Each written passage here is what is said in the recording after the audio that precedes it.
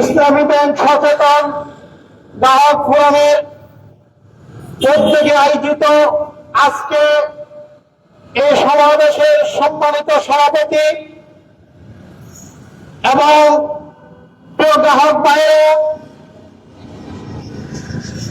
আমরা আজকে আমাদের আমানতকে হুমকির মুখে মনে করছি বলে এখানে দাঁড়াতে হচ্ছে।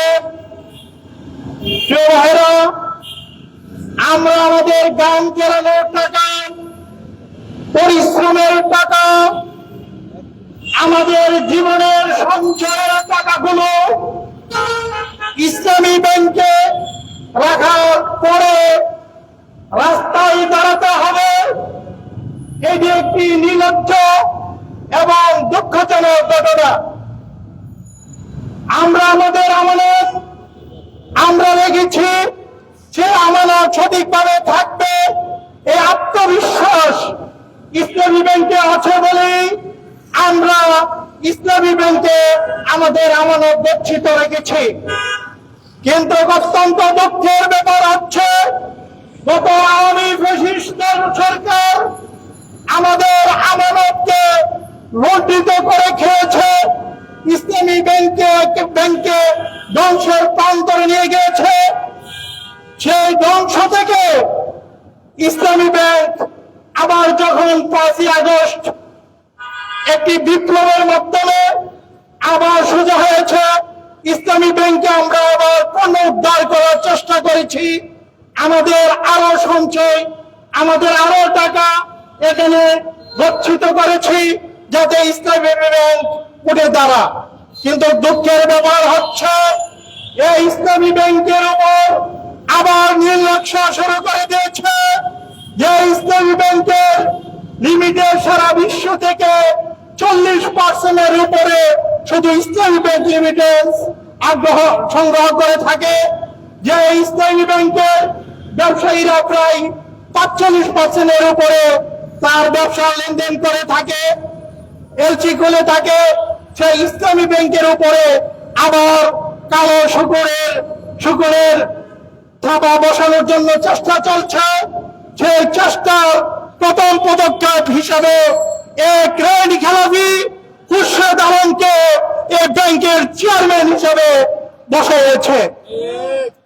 আমরা এই খুরশেদ আলমকে, যিনি আওয়ামী দূষর ছিলেন, যিনি শেখ হাসিনার সাথে সাথে খুরশেদ আলমের পলায়ন করেছিলেন, সে খুরশেদ আলমের কে ইসলামী ব্যাংকের চেয়ারম্যান হিসাবে আমরা গ্রাহক হিসাবে দেখতে চাই না। কারণ আমরা আমাদের টাকা, আমাদের কষ্ট অর্জিত টাকাকে আমরা সুরক্ষিত দেখতে চাই।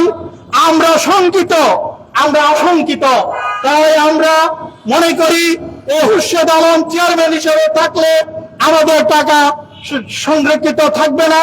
তাই আমরা চাচ্ছি সেই খুরশেদ আলমকে পরিহার করে এখানে যারা ইসলামী ব্যাংক তৈরি করেছিলেন, ইসলামী ব্যাংক সৃষ্টি করেছিলেন, যাদের কারণে ইসলামী ব্যাংক সারা বিশ্বের মধ্যে আপনার যে রিঙ্কে ছিল, সেই রিঙ্কে একমাত্র বাংলাদেশের পক্ষ থেকে ইসলামী ব্যাংকে সেই রিঙ্কে ছিল। সেই ইসলামী ব্যাংকে যাদের মাধ্যমে সুষ্ঠুভাবে সুন্দরভাবে পরিচালিত হয়েছিল, আমরা সেই ইসলামী ব্যাংক তাদের হাতেই দেখতে চাই। আমরা খুরশেদ আলমের মতন, এসে আলমের মতন ইসলামী ব্যাংক তাদের হাতে যাক আমরা চাই না। বাংলাদেশের অনেকগুলো ব্যাংক আছে, তার মধ্যে মানুষের দিকে তাকে জনগণের সেবার জন্য একমাত্র ইসলামী ব্যাংক হাসপাতাল, ইসলামী ব্যাংকে হাসপাতাল এবং সেখানে মেডিকেল কলেজ থেকে আরম্ভ করে ওনারা অনেক কিছু করেছেন। শুধু জনগণের দিকে তাকিয়ে আমরা চাই সেই জনগণের টাকা এবং জনগণের আমানত, আমাদের আমানত সুরক্ষিত থাকুক, এই আশা ব্যক্ত করে আমি আমার কথা শেষ করছি।